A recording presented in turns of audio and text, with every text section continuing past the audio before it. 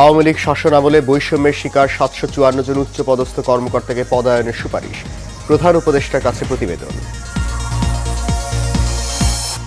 অবশেষে যানবাহন চলাচলের জন্য উন্মুক্ত হচ্ছে দেশের ইতিহাসে দীর্ঘতম প্রকল্প বিআরটি, ভোগান্তি কমাতে পাশাপাশি রয়েছে শঙ্কাও। এবং উত্তরাঞ্চল সহ দেশের বিভিন্ন জেলায় বাড়ছে শীতের তীব্রতা, তীব্র ঠান্ডায় জবুথবু মানুষ।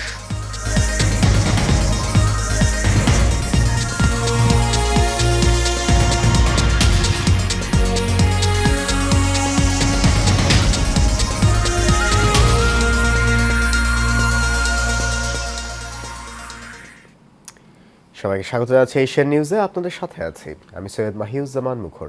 শুনছেন বিআরবি কেবল ইন্ডাস্ট্রিজ লিমিটেড সংবাদ শিরোনাম, যাচ্ছে পুরো খবরে। আওয়ামী লীগ সরকারের শাসনামলে বঞ্চনা ও বৈষম্যের শিকার ৭৫৪ জনকে পদায়নের সুপারিশ করা হয়েছে। প্রধান উপদেষ্টার কাছে এই বিষয়ে প্রতিবেদন জমা দেবে জনপ্রশাসন মন্ত্রণালয়ের উচ্চ পর্যায়ের কমিটি। অবসরে যাওয়া কর্মকর্তাদের ১১৯ জনকে সচিব, ৪১ জনকে সচিব পদমর্যাদায় গ্রেড 1 পদ ও ৫২৮ জনকে অতিরিক্ত সচিব পদমর্যাদা দেবার সুপারিশ করা হয়েছে। এদিকে ক্ষয়ক্ষতি কিভাবে পুষিয়ে দেওয়া যায় তা নির্ধারণে সাবেক অর্থ সচিব জাকির আহমেদ খানকে প্রধান করে কমিটি গঠন করে জনপ্রশাসন মন্ত্রণালয়। যাতে ৩ মাস সময় দেওয়া হয়। ৫ সদস্যের এই কমিটি ২০০৯ সালের জানুয়ারি থেকে ২০২৪ সালের ৪ আগস্ট পর্যন্ত পদোন্নতি সহ নানা হেনস্থার শিকার কর্মকর্তাদের সুযোগ সুবিধা দিয়ে ক্ষতি পুষিয়ে দেওয়ার সুপারিশ করেছেন প্রতিবেদনে।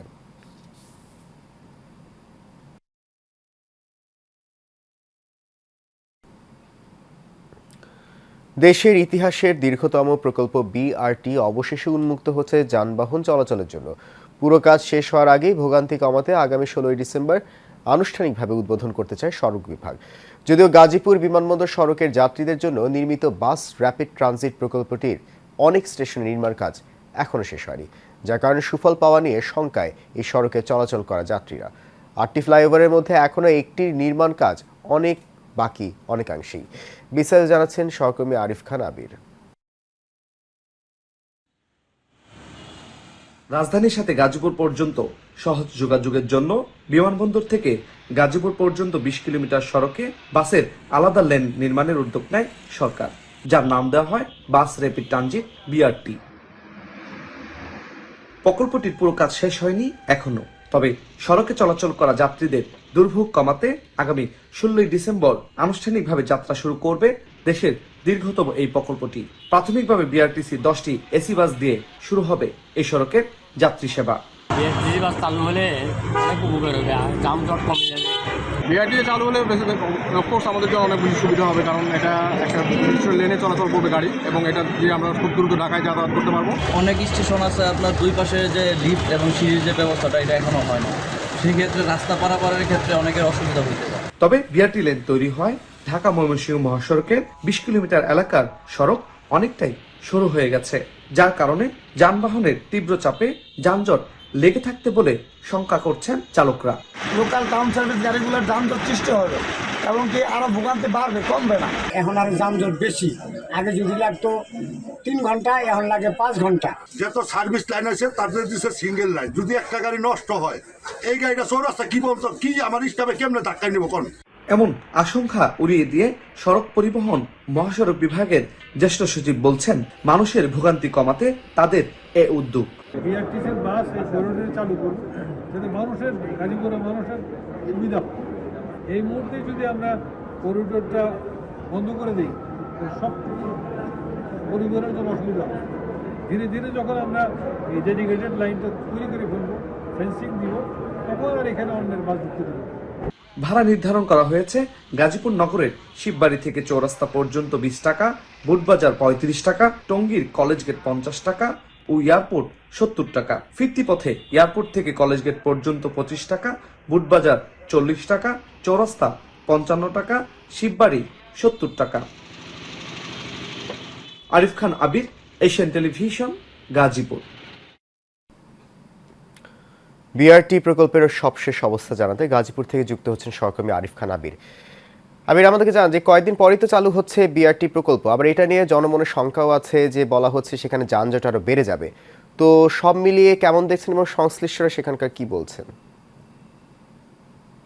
শুরুতে যেমন শুনছিলেন, অথচ হচ্ছে 16 ডিসেম্বর গাজীপুরের আসলে একেবারে গলার কাটা বলা যায় যে বিআরটি প্রকল্প, সেটি হচ্ছে দ্বার কিন্তু উন্মোচন হচ্ছে। অথচ হচ্ছে আপনার বিআরটি যে বাস আছে সেটি চালুর মাধ্যমে এটি সচল করতে চায় আসলে সড়ক পরিবহন যে মহাসড়ক বিভাগ রয়েছে সেটি। গত কয়েকদিন আগে আপনার সড়কের যিনি সচিব রয়েছেন এহসানুল হক, তিনি কিন্তু এসেছেন, এসে কিন্তু হচ্ছে এটি নিশ্চিত করেছেন যে এটি উদ্বোধন হবে। এর অন্যতম কারণ এই যে আপনি যে দেখতে পাচ্ছেন, আমরা একদম গাজীপুর শহরের যে প্রাণ কেন্দ্র রয়েছে গাজীপুর চৌরাস্তা, সেটি তেলিপাড়া এলাকায় রয়েছে। আপনি দেখছেন যে বিআরটি প্রকল্পের যে রাস্তা শুরু হয়ে যাওয়ার কারণে কিন্তু আপনার মাঝখানে যে রাস্তাটি বন্ধ করে দেওয়া হয়েছে, যার কারণে কিন্তু এক লেন দিয়ে কিন্তু যানবাহন গুলো চলাচল করছে, যার কারণে কিন্তু দেখেন যে আপনার থেমে থেমে কিন্তু গাড়িগুলো চলছে। যেহেতু এটি একটি ব্যস্ততম সড়ক, অর্থাৎ হচ্ছে ময়মনসিংহ বিভাগ এবং উত্তরবঙ্গের মানুষজনও কিন্তু আসলে এই রাস্তা দিয়ে আপনার চলাচল করে, যার কারণে কিন্তু তীব্র যানজট কিন্তু লেগে থাকে। এই যানজট আর ভোগান্তি কমানোর জন্যই কিন্তু আসলে এই বিআরটি প্রকল্পটি নিয়েছিল সরকার, কিন্তু আসলে আপনার এটি 2012 সালে নেওয়া হয়, যার কারণে কিন্তু হচ্ছে আপনার 12 সালের যে প্রকল্পটি নেওয়া 16 সালে শেষ হয়ে যাওয়ার কথা। পরবর্তী সময় 2016 সালে আবারও এই প্রকল্পটির মেয়াদ কিন্তু বাড়ানো হয়, কিন্তু তারপরেও কিন্তু সেটি শেষ হওয়ার কথা ছিল এবছর। এবছরও কিন্তু সেটি আপনার শেষ হয়নি। অর্থাৎ হচ্ছে আপনি যদি বলি যে একেবারে আপনার এখনো কিন্তু অনেক স্টেশন গুলো আপনার কিন্তু আপনার নির্মাণাধীন রয়েছে, এবং 5ই আগস্টের যে আন্দোলনে কিন্তু হচ্ছে এখানকার যে এক্সিলারেটর যে আপনার চলন্ত সিঁড়িগুলো রয়েছিল সেগুলো হচ্ছে পুড়ে দেওয়া হয়েছে, যার কারণে কিন্তু হচ্ছে আপনার স্টেশন গুলো চালু করা নিয়ে কিন্তু এক ধরনের সংখ্যা রয়েছে। তারা বলছেন যে হচ্ছে যানজট ভোগান্তি কমানোর জন্য কিন্তু তারা এই ধরনের উদ্যোগ নিয়েছেন যে 10টি বাস দিয়ে তারা এটা স্বাভাবিকভাবে শুরু করবে, কিন্তু মাঝখানে যে লেন দিয়ে বিআরটি আলাদা লেন তৈরি করা হয়েছে সেই লেন গুলো থেকে কিন্তু হচ্ছে আপনার বিআরটি ছাড়া অন্য কোনো যানবাহন চলতে পারবে না, এটি কিন্তু তাদের সিদ্ধান্ত। কিন্তু এখন কিন্তু সেটি বাস্তবায়ন হচ্ছে না। পুরোপুরি চালু হওয়ার পর সেটি আসলে বন্ধ করে দেওয়া হবে। তো সেটি বন্ধ করে দিয়ে দেওয়া হলো যে আপনার পাশে যে সরু সড়ক রয়েছে সেটি আসলে যানবাহন চলাচলের জন্য কতটা আপনার স্পেস থাকবে সেটা নিয়েও কিন্তু আপনার যে চালকরা তারা কিন্তু হচ্ছে প্রশ্ন তুলেছিলেন। অর্থাৎ হচ্ছে বিআরটি যে বার্তা নিয়ে এসেছিল সেই বার্তা কতটুকু পূরণ করতে পারে সেটি নিয়ে কিন্তু এক ধরনের সংখ্যা রয়েছে। তবে অন্তত যে সড়কটা সচল হচ্ছে এটা নিয়ে কিন্তু মানুষের মধ্যে স্বস্তি রয়েছে। অর্থাৎ হচ্ছে খোরাখুরির চাইতে যে সচল রাস্তায় যে যানবাহন গুলো চলতে পারবে সেটা অন্তত মানুষের ভোগান্তি কিছুটা কমে বলে সাধারণ মানুষ সেটি মনে করছেন। মুখ্য আবির, আপনাকে ধন্যবাদ। আমাদের সহকর্মী আরিফ খান আবির গাজীপুর থেকে জানাচ্ছিলেন বিআরটি প্রকল্পের সবশেষ তথ্য। যাচ্ছি পরবর্তী প্রসঙ্গে। ঘন কুয়াশা আর হিমেল হাওয়ায় উত্তরাঞ্চলে বেড়েছে শীত, এতে বিপর্যস্ত হয়ে পড়েছে জনজীবন। শীত বাড়ায় গরম কাপড়ের দোকানে বেড়েছে ভিড়, এদিকে বেড়েছে ঠান্ডাজনিত নানা রোগ ব্যাধি। শীতের প্রভাবে জনজীবনে নেমে এসেছে স্থবিরতা, খেটে খাওয়া মানুষের বাড়ছে দুর্ভোগ। বগুড়া থেকে সাজু মিয়ার পাঠানো তথ্যছবিতে বিস্তারিত জানাচ্ছেন শফিকুল ইসলাম।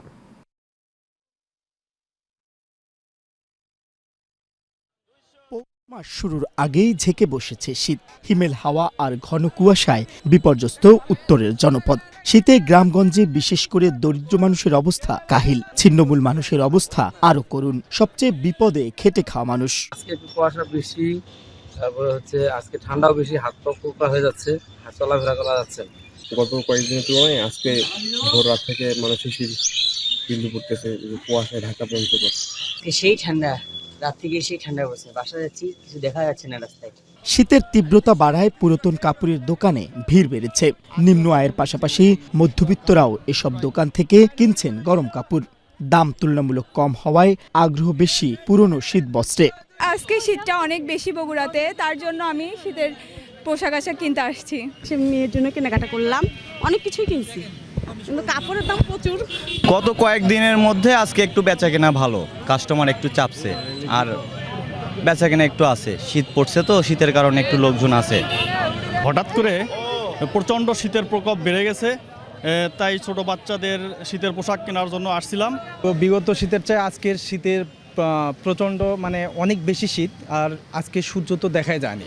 ব্যবসায়ীরা বলছেন এবছর শীত একটু আগে ভাগে নামায় বিক্রি ভালো, তবে পাইকারিতে বেড়েছে দাম। কাস্টমার আজকের দিনের জন্য বেশি সেটা না, আগামী দিনেও এরকম থাকলে হয়তো ব্যবসা ভালো হবে, কিন্তু লোক বেশি, কেনাকাটা কম হচ্ছে। মাল ভালো তো, কালেকশন ভালো তো, এই জন্য বেচাকেনা ভালো।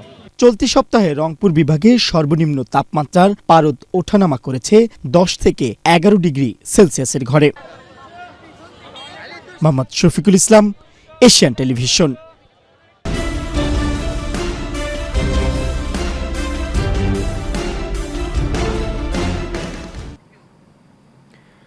মানিকগঞ্জের ঘিওর উপজেলার ছাত্রদল নেতা লাভলু মিয়া হত্যার ঘটনায় 24 ঘন্টা পার হলেও ধরা পড়েনি কোনো আসামি। এর প্রতিবাদে গ্রামবাসী হরতালের ডাক দিয়েছেন। মঙ্গলবার সকাল সন্ধ্যা উপজেলা ব্যাপী এই হরতালের ডাক দিয়েছেন নিহতের গ্রামবাসী। এ বিষয়ে ঘিওর থানার ভারপ্রাপ্ত কর্মকর্তা রফিকুল বলেন, এই ঘটনায় এখনো পর্যন্ত ভুক্তভোগীর পরিবার মামলা করেনি, তারা আজ মামলা দেওয়ার কথা রয়েছে। তাদের অভিযোগের ভিত্তিতে আসামিদের দ্রুত সময়ে গ্রেফতার করা হবে। আজ 10 ডিসেম্বর পাক হানাদার বাহিনীর হাত থেকে মুক্ত হয় নরসিংদীর রায়পুরা। দিবসটি উপলক্ষে র্যালি ও আলোচনা সভা হয়েছে। এতে বক্তব্য রাখেন উপজেলা নির্বাহী অফিসার মোহাম্মদ মাসুদ রানা, সরকারি কমিশনার শফিকুল ইসলাম, কেন্দ্রীয় বিএনপির বিজ্ঞান ও প্রযুক্তি বিষয়ক সহ সম্পাদক ইঞ্জিনিয়ার আশরাফ উদ্দিন বকুল, কেন্দ্রীয় বিএনপির নির্বাহী সদস্য ইকবাল হোসেন শ্যামল, উপজেলা বিএনপির ভারপ্রাপ্ত সভাপতি বীর মুক্তিযোদ্ধা হযরত আলী ভূঁইয়া ও বীর মুক্তিযোদ্ধা মোহাম্মদ ফজলুর রহমান, ডাক্তার নজরুল ইসলাম সহ আরও অনেকে। চাঁদপুরের মতলব উত্তরে শ্রমিক দলের নবগঠিত কমিটির সকল নেতাদের স্বাগত জানিয়ে সুজাতপুর বাজারে আনন্দ মিছিল হয়েছে। মতলব উত্তর উপজেলা প্রেস ক্লাবের সামনে থেকে মিছিলটি গুরুত্বপূর্ণ সড়ক প্রদক্ষিণ করে পুনরায় প্রেস ক্লাবের সামনে সংক্ষিপ্ত সমাবেশ হয়।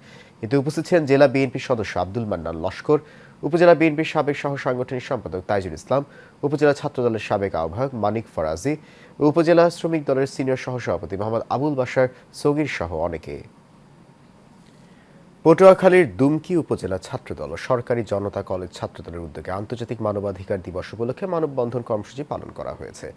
গুমের শিকার ছাত্রদলের সকল নেতাকর্মী ও সকল নাগরিকের মুক্তির দাবিতে এবং হত্যাকাণ্ড ও নির্যাতনের শিকার ছাত্রদলের নেতাকর্মীদের নিপীড়নের ঘটনা যথাযথ বিচারের দাবিতে এই মানববন্ধন হয়।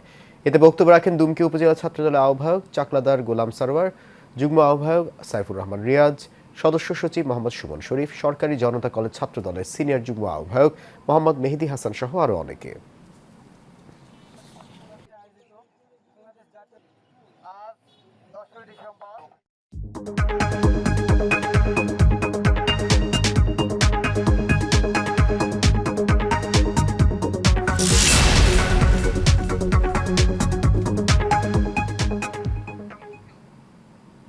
এবার এক্সিম ব্যাংক বাণিজ্য সংবাদ। মাছ উৎপাদন বৃদ্ধি করি, সুখী সমৃদ্ধ দেশ করি, এই স্লোগানকে সামনে রেখে গাজীপুরের কালিয়াকৈরে বোয়ালি ইউনিয়নে তুরাগ নদীর উত্তর তীরে অতি মনোরম পরিবেশে উজান বিলে প্রবাসী বাংলা মৎস্য খামার প্রজেক্ট 2-এ মাছ ছেড়ে উদ্বোধন করেন মৎস্য খামারের ম্যানেজার আবু হানিফ মিয়া। আধুনিক বিজ্ঞানভিত্তিক প্রযুক্তি প্রয়োগ ও উন্নত সলিড নিবিড় মিশ্র চাষের মাধ্যমে কৃষির অযোগ্য জমিতে মাছ চাষ করে স্থানীয় গ্রামের মানুষের ভাগ্য উন্নয়নের কর্মসংস্থান ব্যবস্থার লক্ষ্যে থাইল্যান্ড, ভিয়েতনাম এমনকি মরুভূমির দেশ সৌদি আরবে মাছ চাষের সফলতাকে পুঁজি করে প্রবাসী বাংলা গ্রুপের চেয়ারম্যান বীর মুক্তিযোদ্ধা ইঞ্জিনিয়ার ইদ্রিস আলী সাহেবের একান্ত প্রচেষ্টায় বিভিন্ন জাতের মাছ চাষ করে ইতিমধ্যে ব্যাপক সফলতা অর্জন করেছে এবং অনেক বেকার যুবকের কর্মসংস্থানের ব্যবস্থা করেছেন তিনি। সেই সাথে মৎস্য চাষের সঙ্গে সংশ্লিষ্ট জনগোষ্ঠীর লাভ ক্ষতির বিষয়টি বিবেচনায় রেখে তাদের ভাগ্য উন্নয়নের কথা বলেন। তার এরকম মাছ চাষে আগ্রহী হয়েছেন অনেক চাষিরা। এখানে সফলতা আসছে 50, 60, 1 কোটি, 1.5 কোটি এরকমও ইনকাম আসে। আর আমাদের এখানে প্রায় এখন আগে 36 জন ছিল, যেহেতু আমরা প্রকল্প একটা ছেড়ে দিয়ে 2-এর মধ্যে ঝুঁকছি, এখানে কিছু কমছে। এখনো আমাদের 25 জন কর্মচারী আছে আমাদের এখানে প্রতিদিন কাজ করে।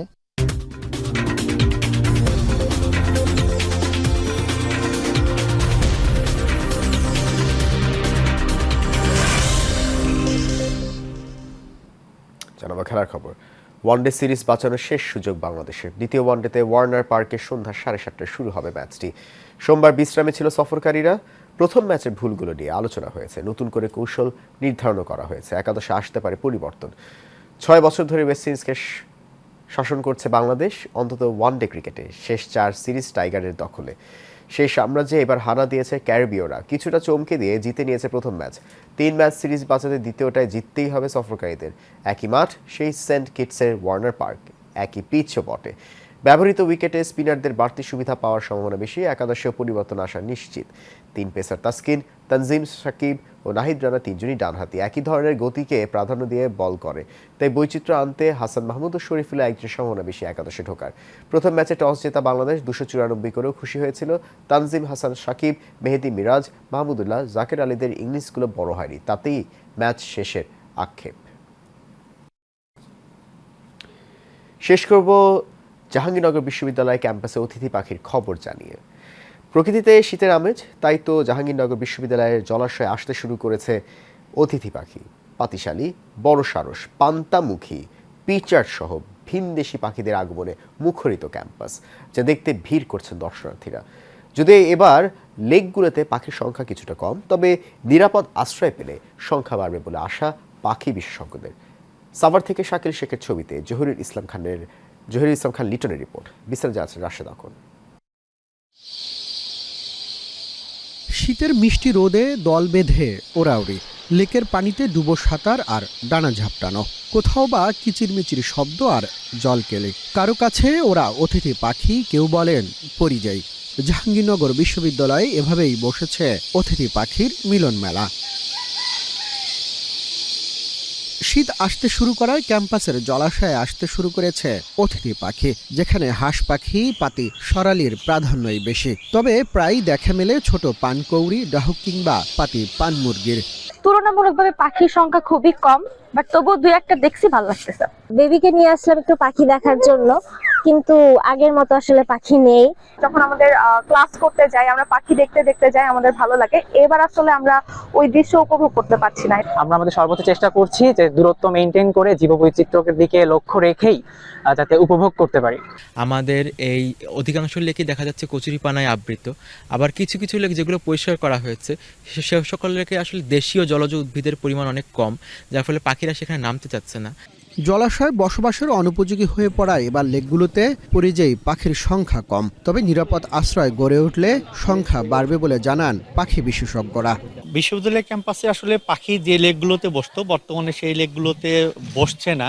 তার বড় কারণই হচ্ছে লেকগুলো পাখি বসার জন্য উপযুক্ত না। এখানে যদি পরিষ্কার করা যায়, পাখি অনেক স্বাচ্ছন্দ্যে বসতে পারবে এবং অনেক প্রজাতির পাখি সেখানে অতীতে এসেছে। ফ্লাই করার জায়গা না পেয়ে বা খাবার না পেয়ে, খাবার সংকটে তারা আসলে আশেপাশে যে জায়গাগুলো আছে, যেমন এলআরবিতে বা পাশে যে লেকগুলো আছে ওখানে চলে যায় ক্যাম্পাসে। এমন বাস্তবতায় বিশ্ববিদ্যালয় কর্তৃপক্ষ বলছে, দর্শনার্থীদের পদচারণা কমিয়ে পাখিদের নিরাপদ আবাস গড়ে তুলতে নানা উদ্যোগ নিচ্ছেন তারা। এখানে কচুরিপানা থেকে শুরু করে অব্যবস্থাপনাগুলো দূর করার চেষ্টা করছি, কিন্তু খাবারের যে আপনার অ্যাভেলেবিলিটি পাখির, সেটাও একটি বিষয়। আমরা পুনরুদ্ধার করার চেষ্টা করছি লেকগুলোতে, যেন বিচরণ এবং খাবার সংগ্রহের সুযোগ তৈরি হয়। বিশ্ববিদ্যালয়ের তথ্য মতে ক্যাম্পাসের জলাশয়ে পরিযায়ী পাখি আসতে শুরু করে 1986 সাল থেকে, আর 2018 সালে অভয়ারণ্য হিসেবে ঘোষণা করে সরকার।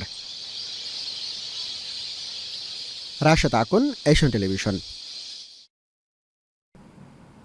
শেষ করবো এশিয়া নিউজ। তার আগে বিআরবি কেবল ইন্ডাস্ট্রিজ লিমিটেড সংবাদ শিরোনামগুলো জানিয়ে ছাড়ো একবার।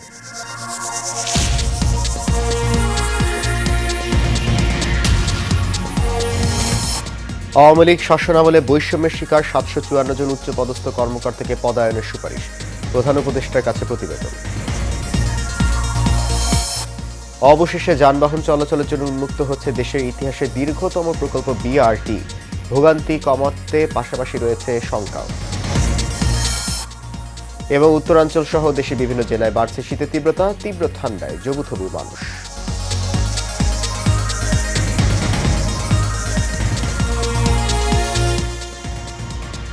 সে নিউজ এ পর্যন্তই। আমাদের পরবর্তী সংবাদ দেখার আমন্ত্রণ রইল। এতক্ষণ সঙ্গে থাকার জন্য অনেক ধন্যবাদ সবাইকে।